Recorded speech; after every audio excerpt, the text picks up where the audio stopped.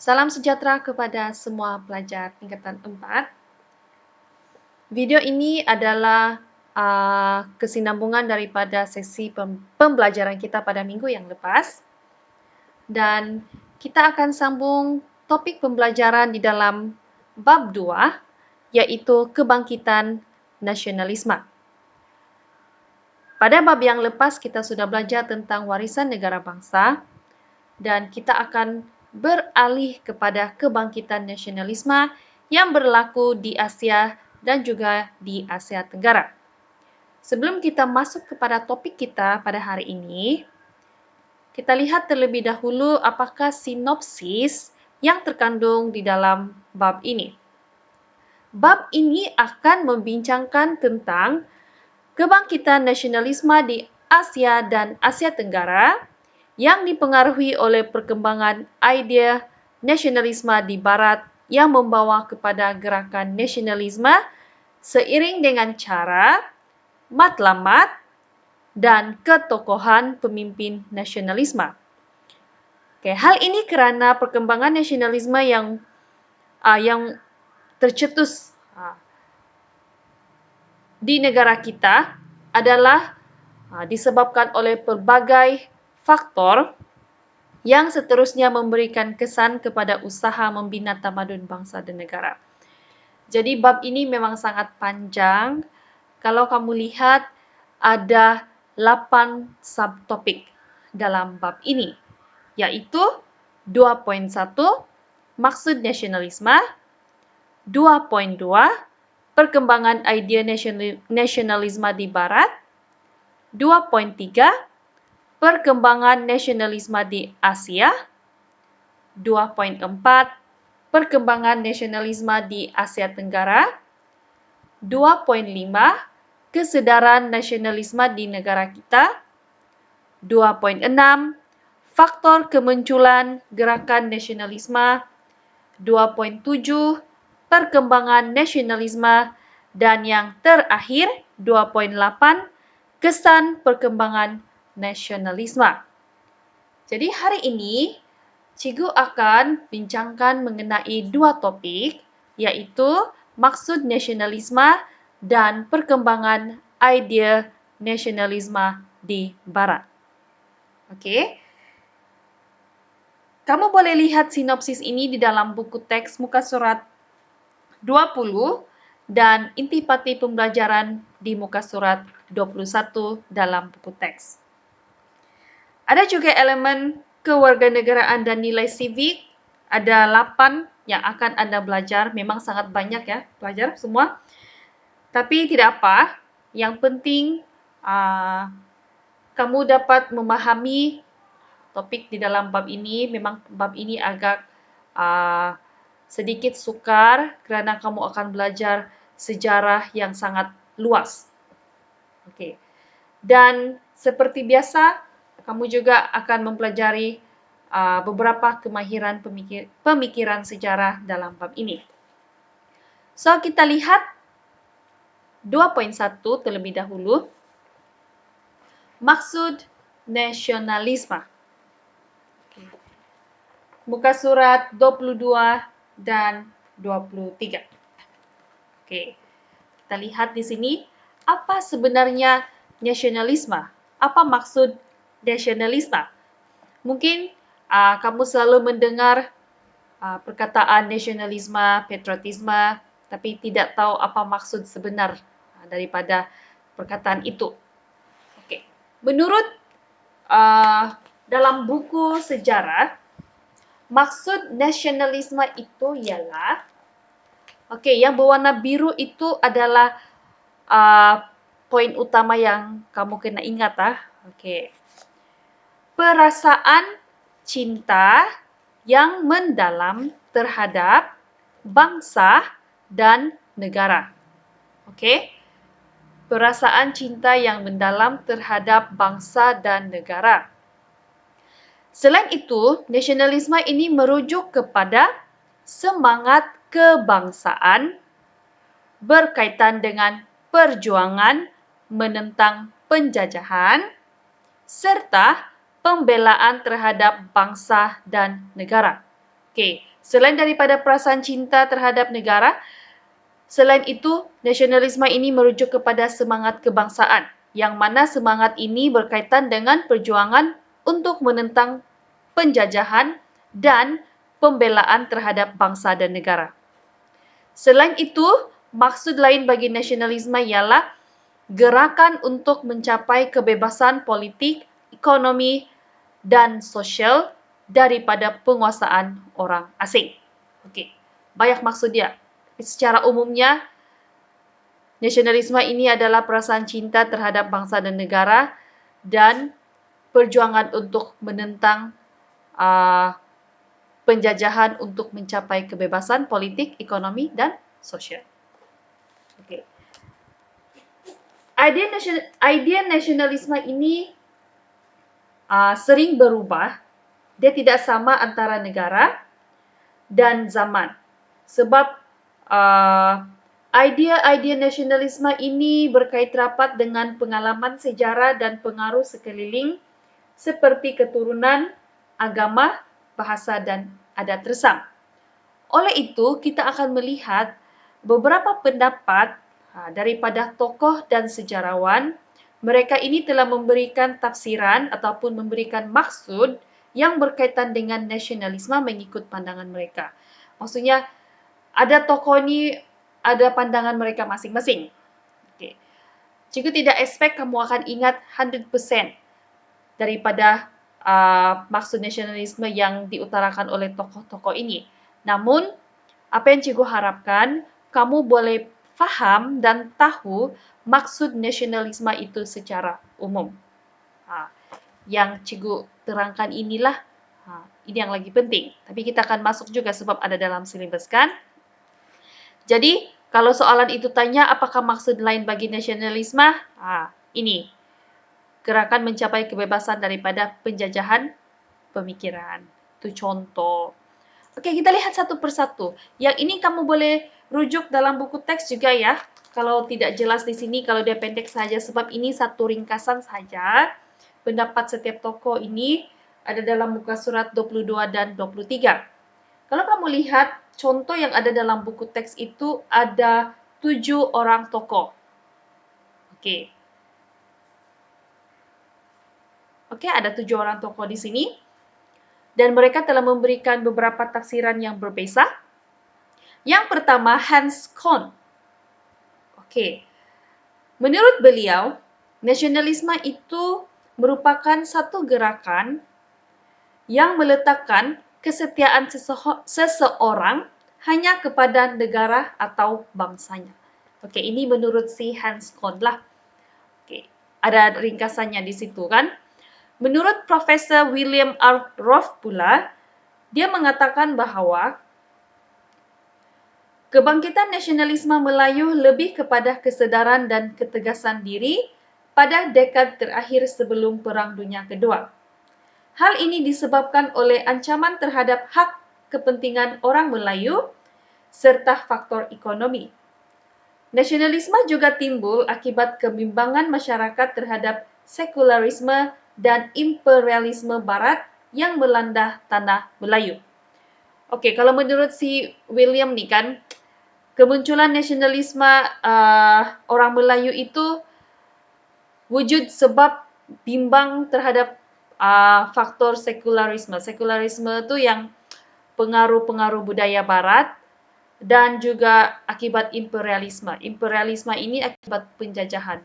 Okey, barulah kesedaran diri terhadap ancaman ini muncul. So, ini menurut si Profesor William lah.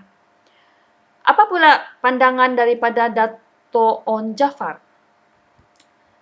Okey, menurut dia, nasionalisme itu adalah apabila kita hendak menzahirkan suatu bangsa yang lebih tegap dan kuat, boleh berdiri di atas tapak kaki kita sendiri dan mengambil tempat kita yang sebenar di sisi bangsa-bangsa lain yang tegap dan bersatu. Itu pandangan daripada dia. Menurut Dr. Burhanuddin Al-Helmi pula, okey, Nasionalisme itu adalah perjuangan menentang penjajahan yang mana hendaklah ada persatuan dan perpaduan yang kuat, yaitu National Front, dan segala tenaga yang menentang penjajahan hendaklah digunakan untuk mencapai kemerdekaan dengan tetap berpegang pada tata tertib dan adab sopan bangsa Melayu dan agama Islam untuk menebus, merebut, dan merampas kembali hak mutlak bangsa kita yang telah ditenggelamkan itu. Okey, itu menurut Dr. Burhanuddin. Menurut Dr. R. Suntaralingam, nasionalisme itu merupakan fenomena sejagat yang mengiktiraf hak setiap bangsa di dunia ini untuk menubuhkan negaranya sendiri dan memindahkan kedaulatan kepada rakyat. Dan nasionalisme juga menuntut kesetiaan ulung individu disalurkan kepada negara bangsa itu. Jadi ringkasannya sini mengiktiraf hak setiap bangsa untuk menubuhkan negaranya sendiri. Dan menurut Profesor Datuk Zainal Abidin Abdul Wahid pula, nasionalisme Melayu itu bukanlah gejala baharu, tetapi telah wujud sejak zaman Kesultanan Melayu Melaka, yang mana kesetiaan kepada raja dan orang Melayu berpegang pada faham kebangsaan yang bersifat ketanah Melayuan. Kalau cikgu sendiri baca pun susah memfahamkan. Yang penting kamu ingat dia punya poin-poin saja di sini. Dan yang terakhir, Profesor Emeritus Tan Sri Dr. Koo Kay Kim mengatakan bahawa nasionalisme itu adalah perjuangan orang Melayu bagi mendapatkan kembali kedudukan unggul dalam negara sendiri. So, mereka ini mempunyai pendapat yang berbeza di antara satu dengan yang lain. Sebab pendapat mereka ini, tafsiran mereka itu adalah berdasarkan sejarah, corak perjuangan dan karisma kepimpinan yang mendukung kepada perjuangan. Namun, apa yang penting, kamu kena faham bahawa nasionalisme itu berkait rapat dengan perasaan cinta akan negara yang telah mencetuskan keinginan untuk membina negara bangsa dan melahirkan identiti negara. Maksudnya perasaan ini wujud sebab cinta akan negara sehingga masyarakat atau rakyat itu mahu untuk mendirikan negara mereka sendiri dan membebaskan diri daripada penjajahan. Jadi, mereka gunakan pendekatan nasionalisme ini untuk melahirkan perasaan kekitaan dalam masa yang sama. Perasaan ini mereka mahu supaya setiap rakyat itu bersama-sama dalam membebaskan bangsa dan negara daripada penjajahan. So satu sahaja matlamat mereka untuk membina negara yang berdaulat. Right? Sebab biasalah dulu penjajahan berlaku kan. So semangat ini semasa awal-awal penjajahan tu tidak ada semangat nasionalisme sebab mungkin masa itu belum ada kesedaran. Tapi bila rakyat atau masyarakat sudah ada pendidikan, sebahagian daripada masyarakat, so mereka telah memberikan idea dan mereka membangkitkan semangat nasionalisme ini di kalangan rakyat supaya rakyat itu sedar bahawa mereka perlu bersatu untuk membebaskan negara daripada penjajahan. So jelas di situ cikgu harap jelaslah. Kalau tidak jelas, kamu boleh baca dan lihat balik video ini berulang kali. Kelas, senang kalau ada video sebab pelajar boleh ulang-ulang jika mereka tidak faham. So itu 2.1, pendek saja. So kita lihat pula 2.2. Perkembangan idea nasionalisme di Barat. Sebenarnya perkembangan nasionalisme ini memang sudah pernah berlaku di negara Barat. Nasionalisme di Barat ini kalau kita lihat berkembang hasil daripada penentangan terhadap pemerintahan beraja. Sebab dulu di Barat pun memang kebanyakan negaranya memang menjalankan pemerintahan beraja ataupun monarki. Dan nasionalisme mereka ini lebih kepada menentang terhadap pemerintahan beraja yang menjadi simbol penindasan yang telah menggugat hak dan kebebasan rakyat pada masa itu. Sebab itu kalau kamu lihat sekarang banyak negara di barat itu tidak ada lagi raja. Tapi ada juga beberapa negara yang masih mengekalkan. Sebab dulu berlaku banyak penindasan melalui sistem pemerintahan beraja ni. Contoh nasionalisme ialah anti-raja. Kita akan lihat satu persatu nanti. Revolusi keagungan di England dan juga revolusi Prancis. Cikgu mau kamu lihat dalam buku teks, muka surat 24 dan 25. Ini adalah topik 2.2. Perkembangan idea nasionalisme di barat ini ada 3, yaitu yang paling awal, revolusi keagungan pada tahun 1688, revolusi Amerika 1776, dan revolusi Prancis 1789. Revolusi keagungan tu kalau kamu lihat dalam buku teks peta tu dia berlaku di England. Okey, kalau Amerika lah, Prancis di Prancis. Dan idea nasionalisme mereka ini juga dikaitkan dengan perjuangan untuk memperoleh kemerdekaan daripada penjajahan kuasa asing seperti revolusi Amerika. Okey, kalau di Amerika tu lebih kepada penjajahan kuasa asing kelas. Okey, kita lihat di sini.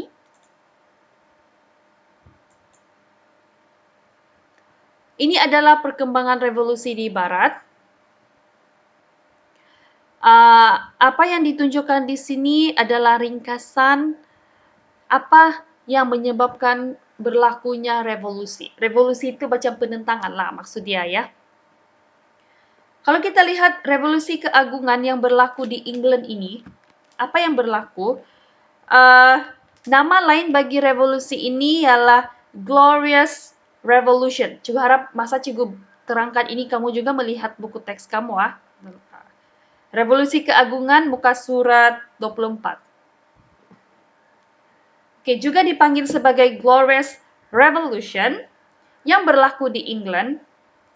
Okey, kenapa revolusi ini boleh tercetus?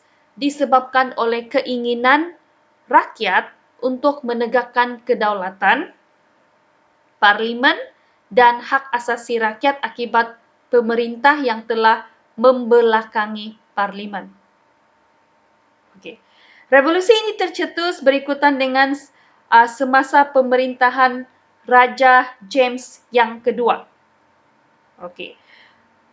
Di England itu mereka juga ada parlimen. Parlimen ini kabinet pemerintahan lah, selain daripada kerabat diraja. Okey, apa yang kita lihat di sini, Raja James ini telah membelakangkan parlimen semasa menggubal undang-undang. Maksud membelakangkan di sini, mungkin dia tidak peduli tentang pendapat ahli-ahli dalam parlimen itu. Okey. Jadi ini telah menyebabkan ahli parlimen itu bangkit menentang pemerintahan raja yang berkuasa mutlak ini. Okey. Dan dorang punya penentangan ini telah disokong oleh Mary II dan suaminya.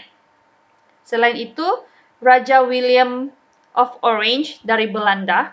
Wah, nama dia of Orange So, dengan adanya sokongan daripada orang-orang penting ini, Raja James telah melarikan diri ke Prancis.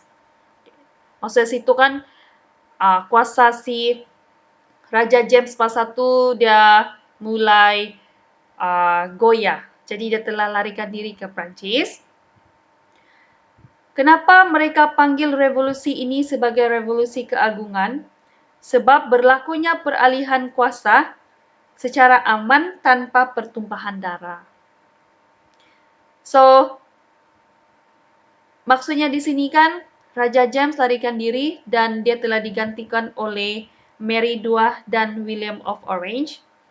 Dan semasa pemerintahan mereka, konsep kedaulatan parlimen dan sistem raja berperlembagaan telah dimantapkan. Tidak ada lagi raja berkuasa mutlak.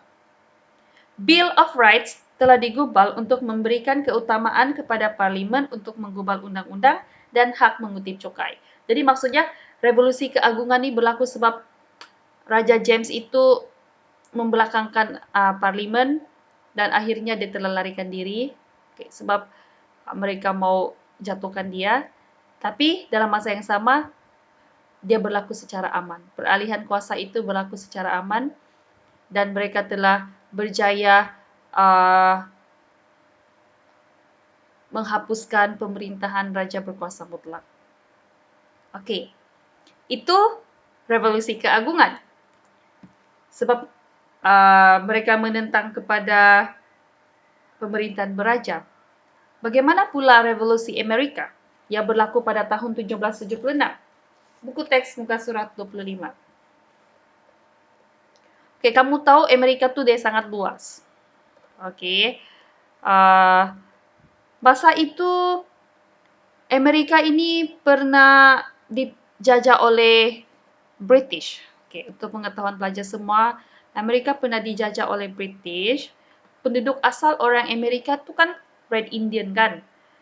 Jadi sebab tu banyak orang putih yang ada di sana sekarang sebab satu masa dahulu British juga pernah menjajah Amerika Syarikat. Okey, revolusi Amerika ini merupakan reaksi orang Amerika menentang penjajahan British. Penentangan ini disebabkan oleh tindakan British yang tidak melindungi hak penduduk Amerika. Okey, sebab British tidak melindungi hak penduduk Amerika yang merupakan sebahagian daripada Empire British. Okey, itu yang pertama. Terdapat 13 buah tanah jajahan British di Amerika. Masa itu, penduduk di Amerika ini kan mereka menentang akta yang telah diperkenalkan. Apakah akta yang British perkenalkan? Ialah memungut cukai di jajahan tersebut. Okay. Contohnya seperti akta pelayaran, akta gula, akta stem, akta teh.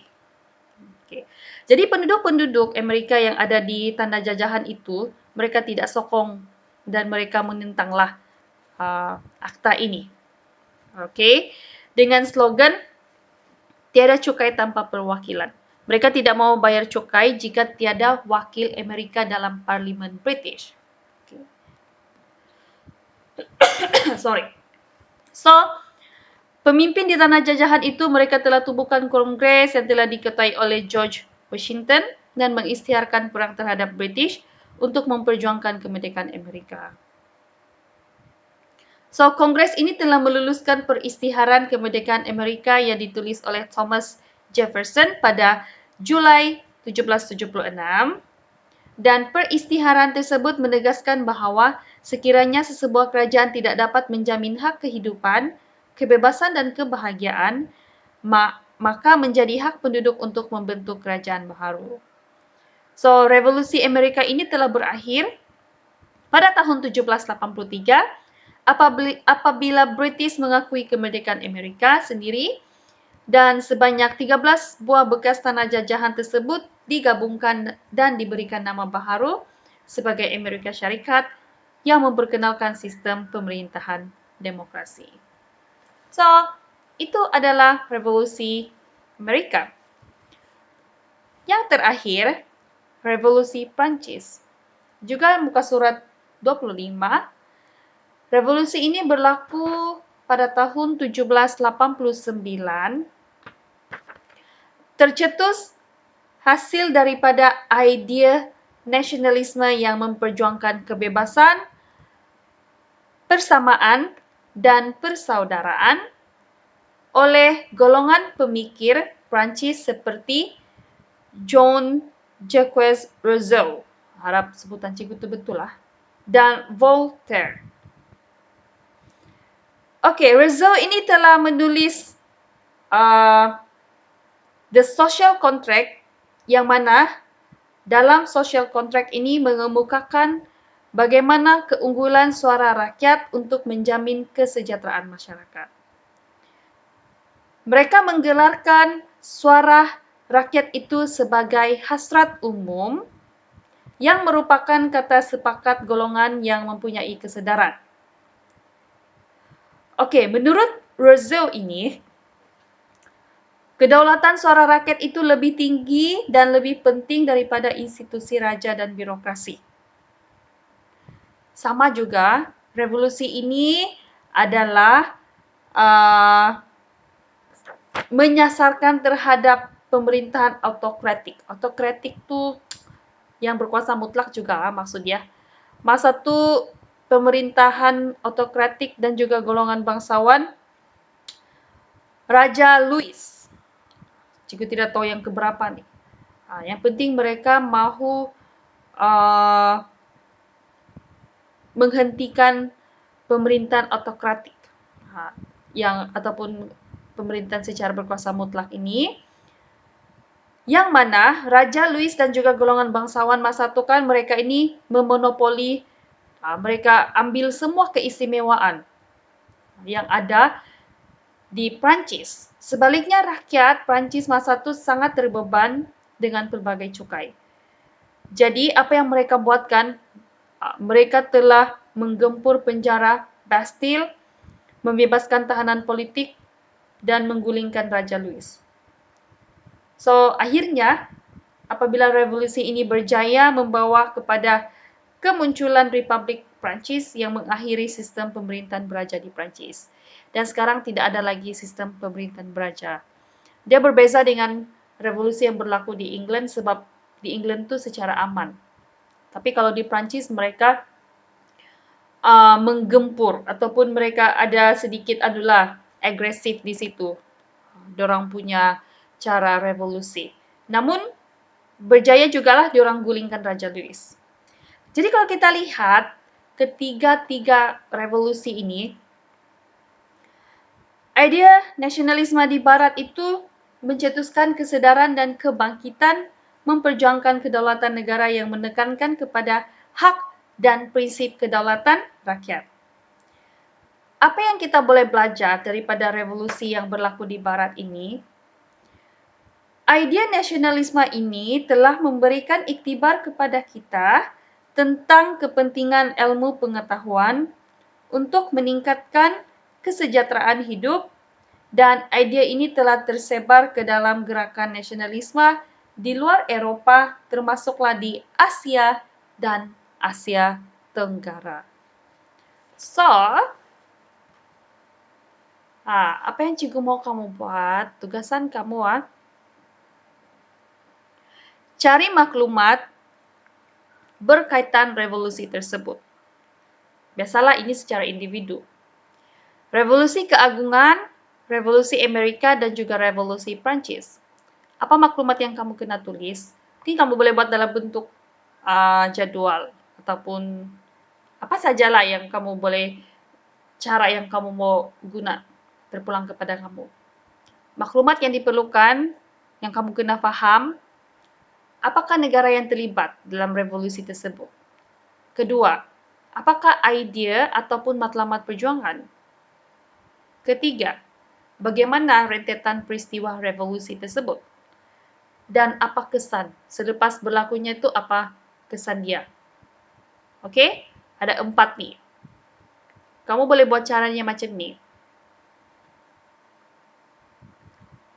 Oke, boleh buat dalam bentuk jadwal. Yang lebih mudah, kalau kamu mau buat dalam bentuk peta pokok pun boleh. Tapi lagi bagus dalam bentuk jadwal. Aspek, yang penting mesti ada 5 aspek ya. Ini kerja yang kamu kena buat untuk hari ini. Negara yang terlibat, pihak terlibat. Really? Oke, idea atau matlamat revolusi, peristiwa revolusi, dan juga kesan revolusi. So, itu sahaja untuk hari ini. Kita sudah sentuh 2.1 dan 2.2. Ada banyak lagi dalam buku teks ini, sebab tu cikgu kena ambil banyak sikit poin lah untuk ajar. Terima kasih kerana Anda sudah mengambil masa untuk mendengar klip video ini. Dan jika Anda tidak faham, Anda boleh tanya cikgu. Dan juga jangan lupa untuk buat kerja yang sudah cikgu bagi. Oke, itu sahaja untuk hari ini. Terima kasih semua.